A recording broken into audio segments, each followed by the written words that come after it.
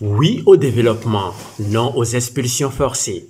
Ceci est un message signé Amnesty International Bénin. Est-il encore besoin de le rappeler? Toute personne, même la plus faible de la société, a bien droit à une sécurité et au respect de sa dignité.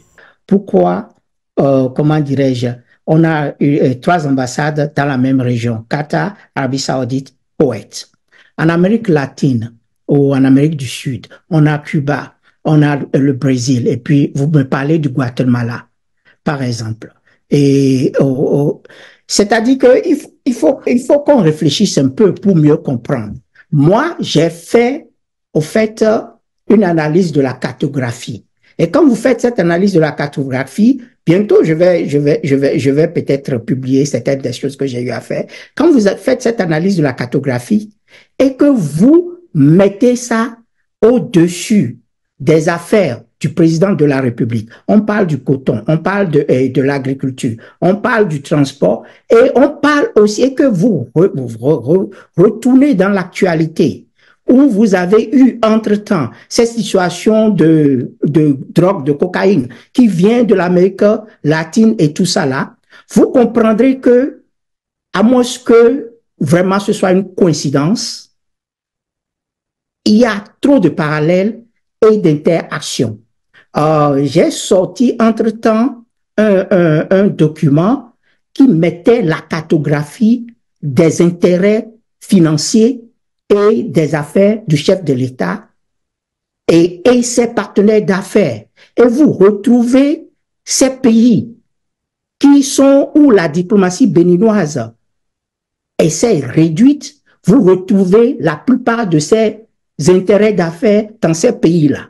Et bon, maintenant, je reviens sur cette question de la réduction de la cartographie. Malgré qu'on ait réduit le nombre d'ambassades, on n'a pas augmenté le personnel pour faire face et à la demande ou bien aux exigences que la réduction aurait causées.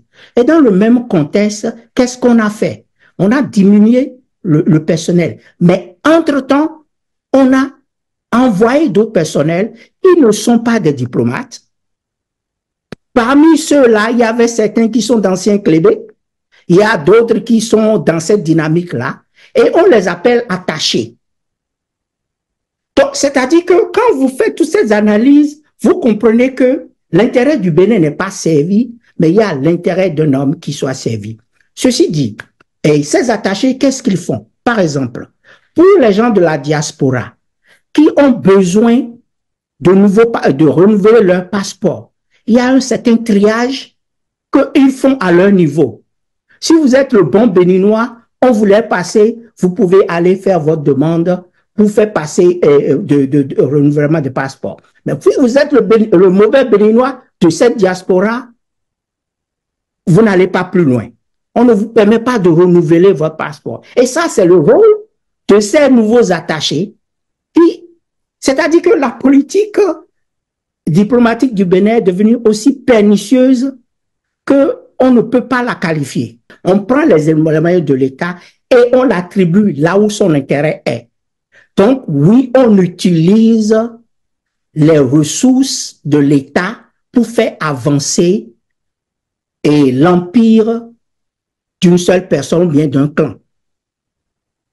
Exactement comme au Bénin, ce qui se fait au Bénin est répliqué à l'international. Au Bénin, c'est un clan ou une personne qui récupère les ressources du pays. C'est un clan, une personne qui a la mainmise sur tous les secteurs. C'est exactement ce qui se fait. Maintenant, c'est-à-dire que le Bénin est une entreprise incorporée Talon. Et les ambassades sont des succursales de cette entreprise-là. Aussi simple que ça. La diminution de la cartographie, de mon point de vue, diplomatique répond à la même exigence et à une certaine politique que le président Talon a voulu mettre en place. Et cette politique, pour moi, c'est déjà d'une part de se soustraire du regard international. Parce que quand vous réduisez votre avancée diplomatique, ça veut dire que vous donnez plus de difficultés à ceux qui autrement auraient eu l'œil sur vous, votre politique interne, vous leur donnez, vous rendez ça beaucoup plus opaque. Donc ça, c'est l'un des premiers points qu'il faut mettre en exergue. Je dis que d'une part, c'est de se soustraire de, comment dirais-je, du regard de l'international. D'autre part, pour des raisons commerciales, et je vais pouvoir vous dire ça tout à l'heure aussi, parce que quand on regarde la cartographie même actuelle de notre diplomatie. Qu'est-ce qu'on remarque? Regardez dans le Middle East, comme on dit, on a une ambassade au Qatar, on a une ambassade en Arabie Saoudite, on a une ambassade au Koweït, dans la même zone. Mais qu'est-ce qui se passe dans cette histoire-là? C'est-à-dire que les gens ont tendance à mettre des ambassades où leurs intérêts personnels se situent. Quand vous voyez aussi au Maroc, on sait très bien qu'au Maroc, et le président de la République a des partenaires dans le coton et dans le nitrate là-bas. Quand on parle du, comment dirais-je, du Brésil, il a son cousin là-bas. Et en plus, c'est-à-dire que ça répond à une logique qui est implacable, qui est une logique commerciale et qui est une logique aussi, comment dirais-je, pour sélectionner ou bien une logique pour empêcher les opposants de pouvoir aussi avoir un regard vers lui.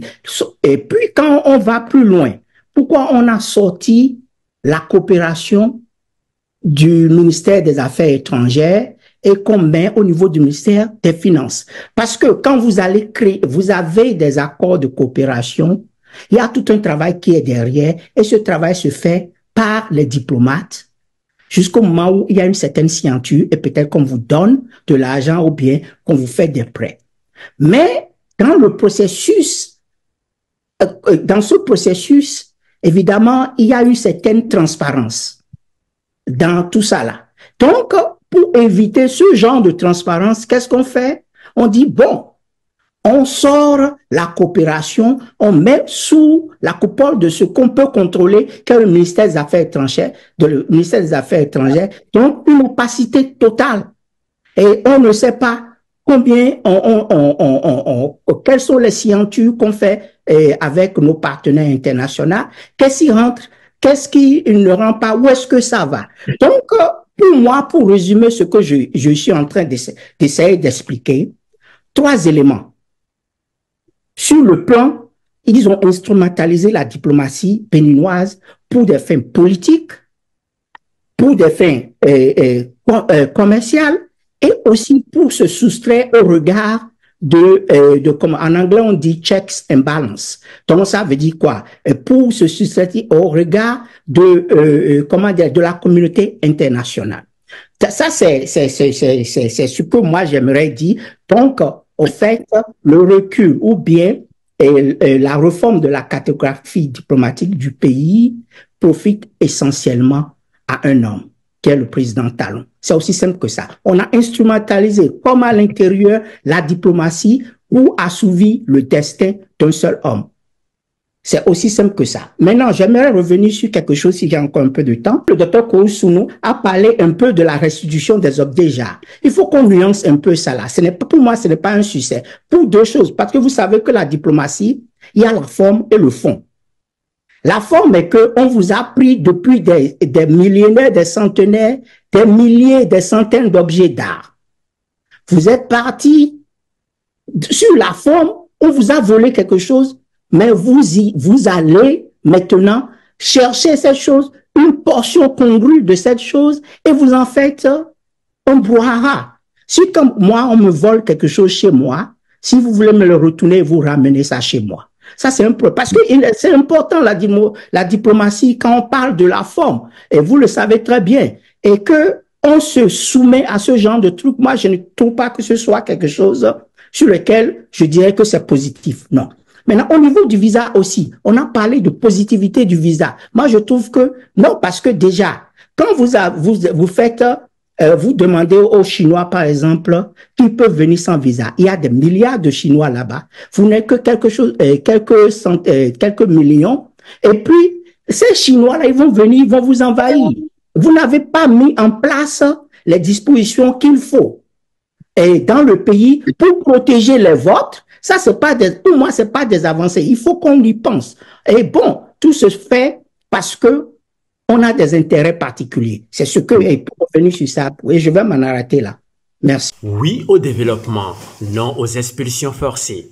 Ceci est un message signé Amnesty International Bénin. Est-il encore besoin de le rappeler? Toute personne, même la plus faible de la société, a bien droit à une sécurité et au respect de sa dignité.